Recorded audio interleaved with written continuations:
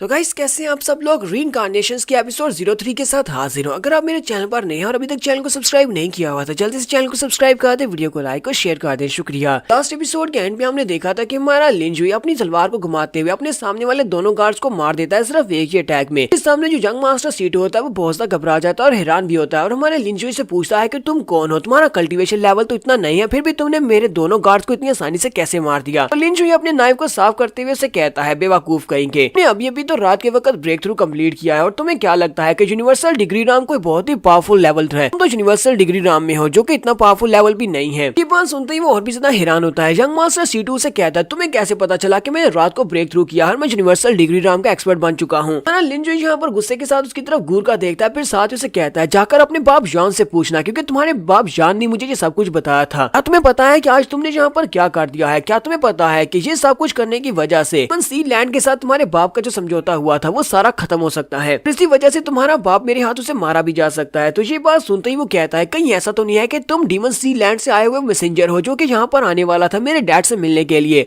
लिंजुई से कहता है, तुम्हें और क्या लगता है? इसी के साथ ही उसके सामने से गायब हो जाता है। गायब होने के बाद उसके सामने पहुंचता है, उसके मुंह पर एक जबरदस्त थप्पड़ मारता है। उस थप्पड़ खाने के बाद बेचारा सीटू पीछे की तरफ गिर जाता है। तो लिंजुई से थप्पड़ मारने के बाद उसे कहता है, बेवकूफ कहीं के, यहाँ पर सभी लोगों के सामने मेरी आइडेंटिटी को इतनी कैजुअली कैसे बता सकते हो कि मैं डीमन सी लैंड से आया हुआ एक कैनवॉय हूँ, यानी कि एक मैसेंजर हूँ। तो अब जल्दी से मेरे सामने घुटने टेक और माफी की भीख मांगो। हमारा लिंजुई यहाँ पर हमें ये बात बताता है कि इस यंग मास्टर सीटू का डैड है जान सीटू ने डीमन सी लैंड के साथ एक समझौता किया हुआ है। उस समझौते के मुताबिक उसे यहाँ पर से कुछ सीक्रेट्स निकालकर उन लोगों को देने हैं डीमन सी लैंड वालों को, और उसके बदले में डीमन सी लैंड वाले उसकी मदद करेंगे पूरे के पूरे वैंगजियान सेक्टर को कंट्रोल करने में। वो उसे वैंगजियान सेक्टर का मास्टर बना देंगे। लेकिन ये तो बड़ी अफसोस की बात है कि उस सुप्रीम मास्टर सीटू जान ने बहुत ही नालायक बेटे को जन्म दिया है जिसे बेवकूफ बनाना बहुत ज्यादा आसान है। मैं यहाँ पर उस मैसेंजर की आइडेंटिटी लेकर इस लड़के को यहाँ पर बेवकूफ बनाने वाला हूँ। सीटू जू जल्दी से उसके सामने अपने घुटने टेक देता है और उसे कहता है, प्लीज मास्टर मुझे माफ कर दे। सीटू जू यहाँ पर मरना डिजर्व करता है, प्लीज मुझे माफ करें, इस बार मुझे माफ कर दे। साथ ही वो अंदर से सोच रहा होता है, इस लड़के को देखकर लगता तो नहीं है कि ये डीमन सी लैंड से आया हुआ कोई मैसेंजर है, क्योंकि ये तो मोर्टल राम का एक्सपर्ट है। इसकी एनर्जी मुझे महसूस हो रही है, ये मोर्टल राम का एक्सपर्ट है। लेकिन अभी अभी इसने यहाँ पर जितनी स्पीड को शो करवाया है, मैं अपनी यूनिवर्सल डिग्री राम में रहते हुए भी इतनी ज्यादा स्पीड को शो नहीं करवा सकता। कहीं ऐसा तो नहीं है कि ये वाकई में वही डीमन सी लैंड से आया हुआ मैसेंजर है जो मेरे डैड से मिलने के लिए आया है। तो हमारा लिंजुई अब यहाँ पर उसे सजा देने वाला है। लिंजुई से कहता, अपना एक बाजू काटो और उसके बाद यहाँ से दफा हो जाओ। साथ ही उसके सामने अपना नाइफ भी फेंक देता है। तो लिंजुई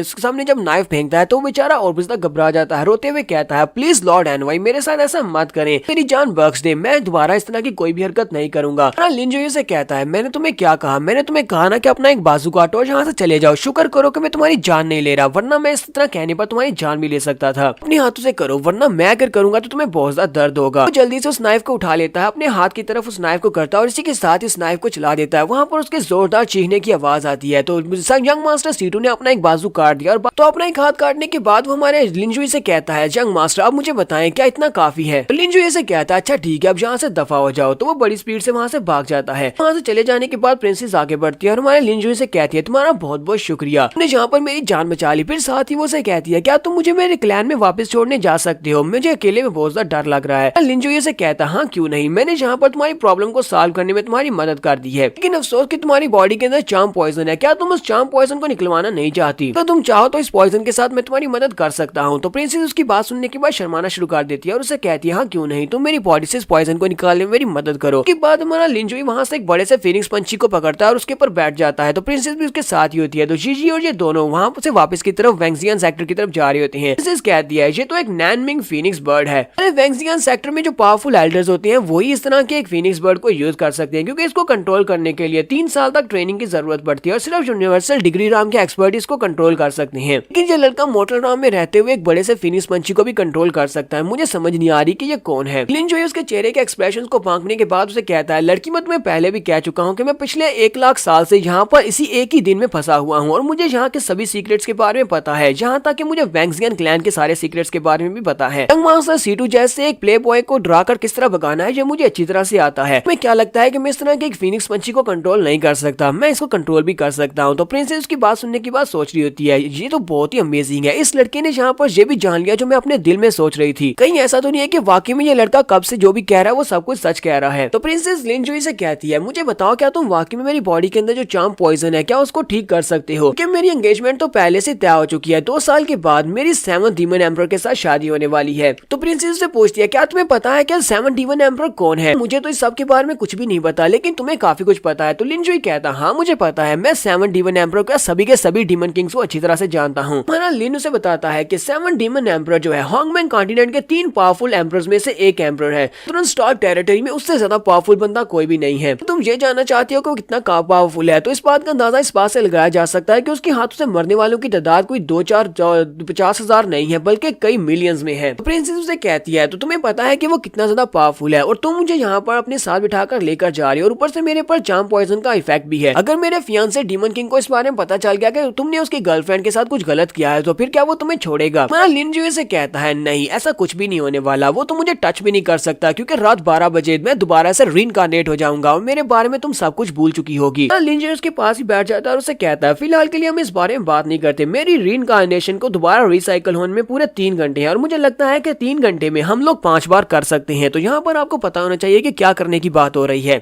उसकी बात सुनने के बाद बहुत ज्यादा शर्माना शुरू कर देती है और कहती है क्या क्या हम लोग 5 बार करने वाले हैं? इसी के साथ हमारा लिनजुई कहता है मुझे अचानक से अपनी बॉडी काफी अजीब सी महसूस हो रही है क्योंकि यहाँ पर बदलाव की शुरुआत हो चुकी है, उसका कर्ज टूटने वाला है। प्रिंसेस के ऊपर जो चार्म पॉइजन है वो इफेक्ट कर रहा होता है और उस चार्म पॉइजन की वजह से क्योंकि उसके सामने लिनजुई होता है, लिनजुई से उसे प्यार हो जाता है। लिनजुई कहता है ये क्या बकवास है, इसका जो चार्म पॉइजन है वो इस तो इफेक्ट ले रहा है, मैंने तो अभी इसके साथ कुछ किया भी नहीं है और रीइंकार्नेशन होने में भी 3 घंटे बाकी है। लिनजुई अब यहाँ पर घबरा जाता है और उसे कहता है तुम कुछ ज्यादा ही जल्दी कर रही हो। प्रिंसेस उसे कहती है प्लीज मेरी मदद करो, मेरी बॉडी के अंदर से इस पॉइजन को निकाल दो, और साथ ही वो उसके सामने कुछ ऐसे पोजेस बना रही होती है जिसको हमारा लिनजुई बिल्कुल भी रेजिस्ट नहीं कर पा रहा होता। जल्दी से उसे वहीं पर गिरा लेती है और उसके ऊपर चढ़कर बैठ जाती है और कहती है हम लोग अभी तक लैंड नहीं हुए, चलो जल्दी से किसी जगह के ऊपर लैंडिंग करो। और उसके बाद हमारा लिनजुई वहीं पर किसी जगह के ऊपर लैंडिंग करता है और उसके बाद वो रात को 12 बजने से पहले हमारा लिनजुई उसके साथ कुछ कर लेता है क्योंकि उसे पता होता है कि 12 बजे के बाद उसका रीइंकार्नेशन साइकिल स्टार्ट हो जाएगा और वो दोबारा से अपने उसी घर में उसी बिस्तर में अपीयर होगा। लेकिन इस बार सब कुछ बदल चुका है। इस बार सुबह के वक्त का सीन दिखाते हैं। सुबह के वक्त जब सूरज निकलता है हमारा लिनजुई उठता है, वो उठकर बैठ जाता है और कहता है दोबारा से वही बोरिंग दिन शुरू होने वाला है। ऐसी वो उठकर साइड के ऊपर देखता है, उसके साइड के ऊपर प्रिंसेस जीजी लेटी होती है। प्रिंसेस जीजी को देखकर वो बहुत सा हैरान हो जाता है और चिल्लाकर कहता है ये क्या, तुम यहाँ पर क्या कर रही हो, मैं यहाँ पर क्या कर रहा हूँ? तो प्रिंसेस भी उठकर बैठ जाती है और रोना शुरू कर देती है। प्रिंसेस से कहती है तुम बहुत बड़े धोखेबाज हो, तुमने मुझे झूठ बोला, तुमने कहा था कि रात 12 बजे के बाद सब कुछ खत्म हो जाएगा, मैं तुम्हारे बारे में भूल जाऊंगी, इसी वजह से मैंने तुम्हारे साथ वो सब कुछ कर दिया। लेकिन रात के 12 गुजर गए और आज सुबह भी हो चुकी है और तुमने मेरे साथ वो सब कुछ भी कर लिया और तुम दोबारा से रीइंकार्नेट भी नहीं हुए। हमारा लिनजुई से कहता है अच्छा मुझे ये बताओ कि आज कौन सा दिन है, महीने का कौन सा दिन है? वो से कहती है आज जुलाई 27 है। जुनजी कहता है ये कैसे हो सकता है, मैं पिछले 1 लाख साल से जुलाई 26 में फंसा हुआ था और आज जुलाई 27 है, इसका मतलब क्या हो सकता है? इसका मतलब यह है कि पिछले 1 लाख साल का जो कर्ज था वो खत्म हो चुका है, मैं दोबारा से उस रीइंकार्नेट नहीं होने वाला। जुनजी इस बात से बहुत ज्यादा खुश हो जाता है और खुशी के मारे उठकर खड़ा हो जाता है और कहता है तो फाइनली मैं उस कर्ज से बाहर निकल चुका हूँ। इसी के साथ ही हमारा जुनजी जहाँ पर इस हॉन्गमैन कॉन्टिनेंट के ऊपर सबसे पावरफुल लोग जिनमें 8 डिवाइन क्रीचर्स हैं, 4 हिमली स्टार राम मास्टर्स हैं, इसके अलावा बहुत सारे छोटे सेक्टर्स के कुछ एल्डर्स और मास्टर्स हैं जिनसे उसने बदला लेना है। वो कहता है इन सभी लोगों ने मुझे बहुत ज्यादा काम मांगा था और हर बार ये लोग मुझे मार देते थे, लेकिन अब जबकि मेरा रीइंकार्नेशन साइकिल खत्म हो चुका है, यानी कि मेरे पास अब बहुत सारे दिन है, मैं आगे बढ़ सकता हूँ। सभी लोग मेरा इंतजार करना, मैं बहुत ही जल्दी तुमसे बदला लेने के लिए आने वाला हूँ। तो प्रिंसेस जीजी तो रोना शुरू कर देती है और चिल्ला चिल्ला कर उसे कह रही होती है तुमने मेरे साथ वो सब कुछ खा लिया और अब यहाँ पर तुम यहाँ से भाग जाओगे, तुम मेरी बिल्कुल भी केयर नहीं करोगे, तुमने मुझसे झूठ बोला और धोखा देकर मेरे साथ वो सब कुछ किया है, मुझे बहुत ज्यादा रोना आ रहा है। तो मैं लिनजुई से कहता है प्रिंसेस तुम्हें परेशान होने की जरूरत नहीं है। वो उसे अपने गले से लगा लेता है और कहता है इस बात का यकीन करो, मैंने तुम्हारे साथ अगर कुछ बुरा किया है मैं तुम्हारे साथ इस बात की रिस्पॉन्सिबिलिटी भी उठाता हूँ कि पिछले 1 लाख साल से मैं जहाँ पर जिस भी लड़की के साथ कुछ रिलेशनशिप रखता था, अगले दिन वो लड़की मेरे बारे में सब कुछ भूल जाती थी। तो इस पूरी जिंदगी में तुम वो पहली लड़की हो जिसे मेरे बारे में कुछ याद है, तो मैं तुम्हारी पूरी रिस्पॉन्सिबिलिटी उठाता हूँ। हमारा लिनजुई कहता है मैंने ऐसा तो बिल्कुल भी नहीं सोचा था कि जब मैं अपने रीइंकार्नेशन साइकिल को छोड़ूंगा तो सबसे पहला काम ही यही करूंगा कि 3 बहुत ही पावरफुल डीमन एम्परर्स में से एक एम्परर की फियांसी को चोरी कर लूंगा। अगर एम्परर को इस बारे में पता चल गया तो वो तो मुझे नहीं छोड़ने वाला। लगता है क्या मुझे भी अपनी पावर्स को इंक्रीज करने के लिए कुछ अपनी कल्टीवेशन मेथड्स को भी अप्लाई करना होगा ताकि मैं अपनी कल्टीवेशन को आगे बढ़ा सकूं। रीइंकार्नेशन साइकिल खत्म हो चुका है, यानी कि मैं ब्रिलियंट की पावर को भी यूज कर सकता हूँ। तो सबसे पहले शुरुआत वैंगजियन क्लैन से की जाएगी। प्रिंसेस जीजी हमारे लिनजुई से कहती है तुम्हें अपने वर्ड्स को पूरा करना होगा, तुमने मुझसे वादा किया है कि तुम मेरा ख्याल रखोगे। मैं कहता हाँ क्यों नहीं, मैं तुम्हारा पूरा ख्याल रखूंगा। इसी वक्त वहाँ पर इसकी एक एल्डर आ जाती है। वो एल्डर वहाँ पर आती है और कहती है कौन है यहाँ पर, हमारी प्रिंसेस जीजी को छोड़ो, तुम्हारी हिम्मत कैसे हुई उसे टच करने की। वैंगजियन क्लैन की एक एल्डर होती है, वो अपने साथ काफी सारे सोल्जर्स को लेकर वहाँ पर आई होती है। लिनजुई से कहती है हमारी प्रिंसेस को छोड़ दो, ये हमारे क्लैन की एक सेंटस है। इस एल्डर का नाम बताया जाता है कि इस एल्डर का नाम जैंग कियान होता है, तो हम लोग इसको एल्डर जैंग भी कह सकते हैं। एल्डर जैंग अपनी प्रिंसेस को लेने के लिए आई है, जबकि लिन जुई को वो एक चोर समझ रही है, जहाँ पर उसको ये समझ रही है कि उसी ने इसको किडनैप किया है। यहाँ पर हम लोग अपनी एपिसोड 03 का एंड करेंगे और नेक्स्ट एपिसोड में